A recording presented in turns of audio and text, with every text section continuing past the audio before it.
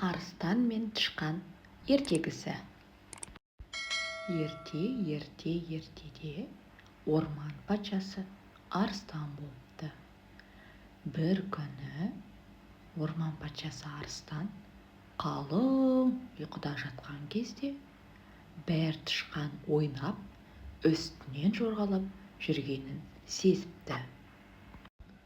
Арыстан ұйқысынан ызаланып оянып тышқанды ұстап алып өлтірмекші болғанда, тышқан жалбарынып былай дейді: «Тақсыр, мені өлтірмеңізші, бір жолға кешіре көріңіз.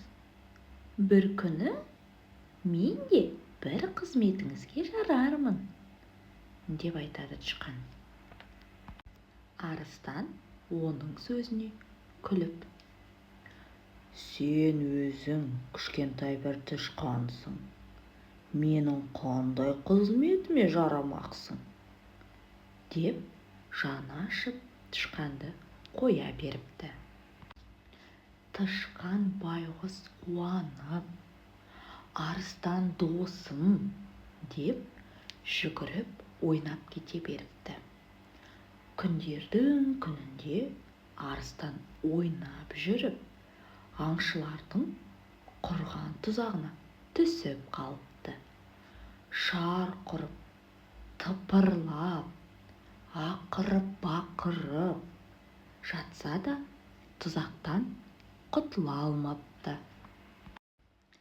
Сол жерден өтіп бара жатқан тышқан арыстанның бұл халін көріп, қасына келіп қарап тұрса, сонда арыстан тышқанға қарап былай дейді: «Ал, тышқан жан, бұған бірдеңе істей аласың ба?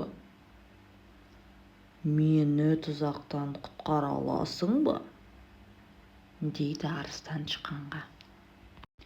Тышқан арыстанға бір қарады, тұзаққа бір қарады.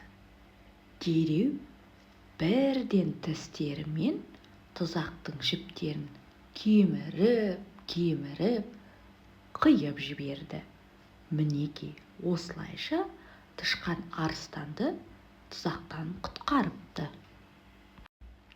Тышқан арыстанға: «Мені кішкентайсың деп мән бермеуші едің. Маған қандай көмегің тиер екен деуші едің. Мінекей, арыстан жан, көрдің бе? Мен сені бір ажалдан алып қалдым», депті. Осылайша арыстан кішкентай тышқанға бір қарады да жасалған жақсылықтың қайтарымы болатынын өте жақсы түсініпті.